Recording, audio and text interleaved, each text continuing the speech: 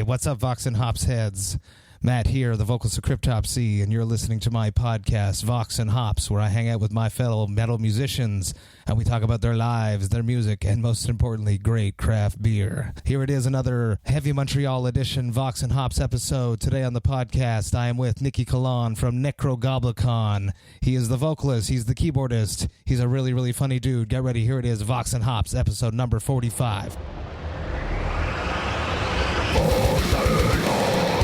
I warn you, what you are about to hear is very disturbing indeed. Hey, what's up, everybody? Today I'm with Nicky Calonne from Nekrogoblikon, and we are at Heavy Montreal. I've heard that you do some interview stuff. Oh, yeah? Yeah. Here and there. I mean, we have right now. It's mainly hosted by Jon Goblikon, or Goblin. Okay. But I participate in it vaguely, so I think that I want to go back. Nothing on this level, you know. I want to go back and be a fly on the wall, right, at that band meeting, right, where you guys decided we're gonna have a goblin on stage, right. So what happened is we had been a band for maybe 6 years at that point. Someone came out to see us who liked the show, and he was like, "Hey, I really want to make a music video for you guys." And you know, we were skeptical. Like, okay, that sounds cool, whatever, you know. And then, but we ended up going through with it, and that turned into the No One Survives video, which was our most popular one yet. So it was a really cool video, and we were super happy about that. But it also featured Jon Goblikon for the first time. That was his first role, I guess you could say. And we did a show at the Whiskey in L.A. That was kind of our old school hometown spot, you know. And featuring the No One Survives Goblin, and it was just packed, and everyone was having fun, and it was basically at that moment that we knew, like, we'd be taking a goblin with us for the rest of our career. So, yeah. How many people have played the goblin? There's one studio goblin who does all the video content, and I want to say we're on number 4 for live goblins. So yeah, but you didn't hear it from me. He's the real goblin. So that's of course he's a real question goblin, yes. in the first place. Yeah. Are you a craft beer enthusiast? I like craft beer. I was probably more of an enthusiast about it a few years back. Lately, I've been kind of taking the road of just like shitty light beer, at least on tour, because you know how it can be. It can get heavy. You drink and 6 dangerous. IPAs, you're boned. You know what I mean? But I do love a good craft beer. So let's drink this and see what it's got. You know. This is a La Mer IPA from Brasseur de Montreal. Oh. It's a West Coast IPA. La Mer, which means bitter. Cool. A play on words of it being the sea, and it means bitter. Oh, I see. Cheers. Ooh, that's good. Yeah. What would be your favorite style of beer? If you can only have one style of beer for the rest of your life, man. What would you choose? That's tough. I mean, there's favorites, sours, but I don't know if I want sours the rest of my life every time. It's heartburn. Yeah, exactly. Sours in a box of whatever Tums. style you would call an Anchor Steam, you know. Okay, that's sweet. Yeah. Like a fizzier Newcastle with Nice. small bubbles. Yeah. That's my favorite brew. Yeah. You're from Los Angeles. Yeah, I grew up in the Bay Area, and now we all kind Is of there a live in craft LA. beer? I assume there's a craft beer scene in Oh, LA. yeah, big time, definitely. What would be some of the heavy hitter breweries out there right now? Well, there's Golden Road. It's pretty good. It's maybe not the best, but it's kind of the most well-known one. Angel City Brewery. A lot of them are in San Diego, too. There's Stone, Pizza Port, Ballast Point. So I kind of associate more with the San Diego ones, but LA has a lot going on.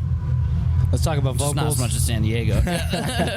When did you start screaming and realizing that you could do this effectively? It was just so we recorded the first album. It was just me and a buddy, Tim.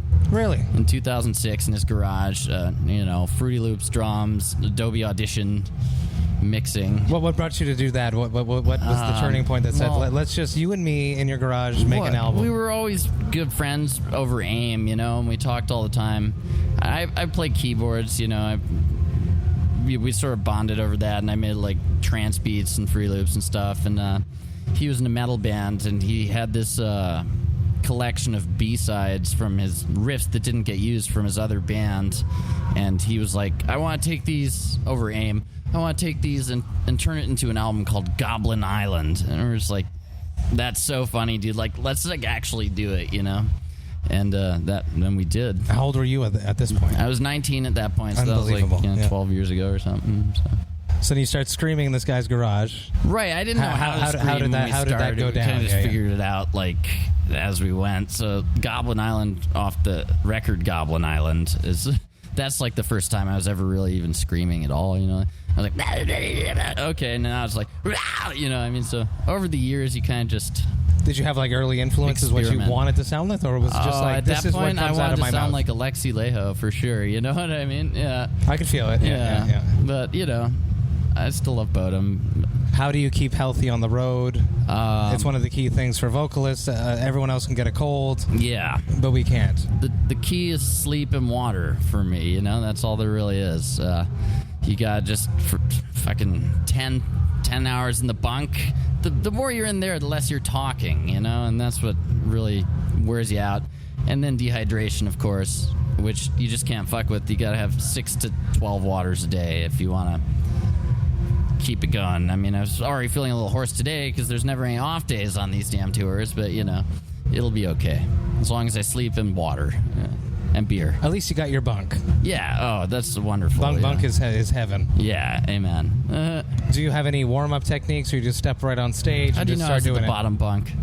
Pardon? I said, how do you know I was on the bottom bunk? Because that's where singers sleep. Oh, well, shit. I just didn't crawl know that. right in. Yes. Yeah, I'm not climbing. Come on. I've fallen out of bunks before, so. Yeah. You don't want to get crushed either, but, you know. That's happened on a tour of mine, actually. The bunk guy broke.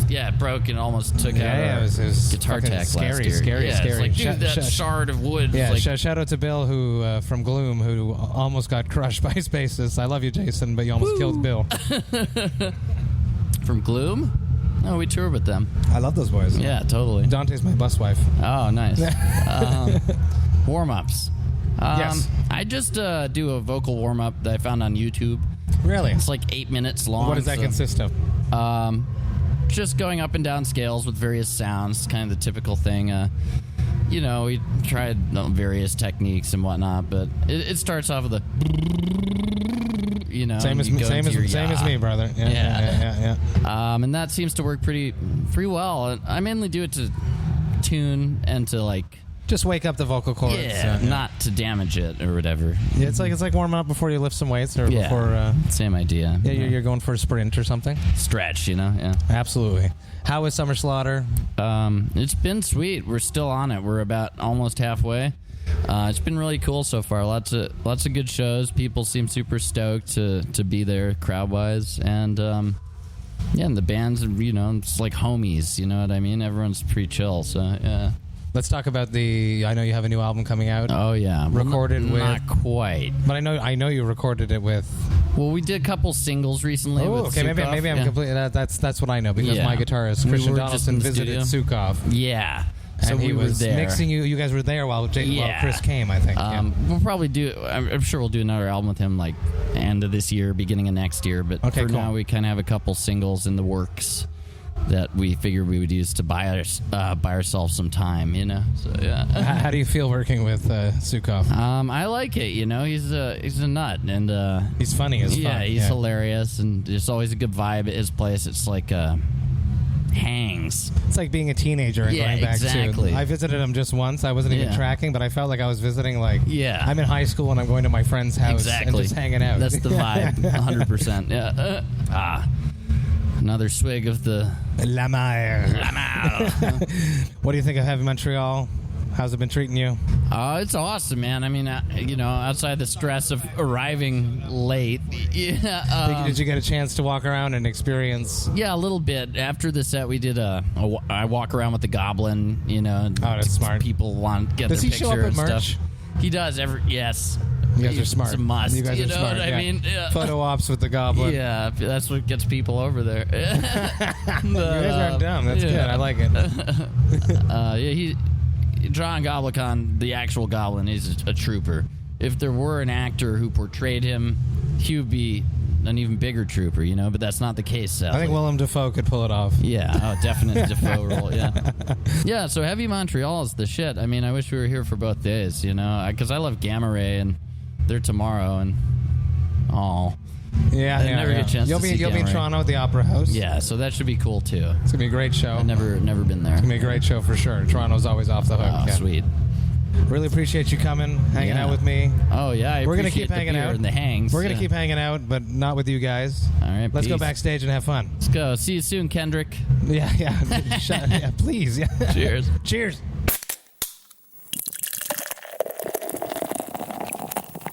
Hey, thank you so much for listening right to the end. I always appreciate that. I hope you enjoyed my chat with Nicky as much as I enjoyed having it. This was actually the last interview of day one, Heavy Montreal, and I was super excited to go hang out with Nicky right after this interview, and then I remembered that I had all this beer that was left over for the next day, and I was like, I have to find a way to keep this somewhere safe at Heavy Montreal because I can't take it home and I can't take it back onto site.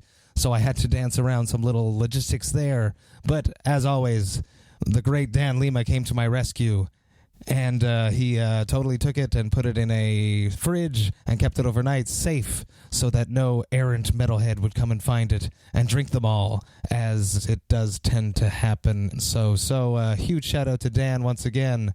Huge shout out to Marie-Mado for hooking me up with these great beers to share with all my friends.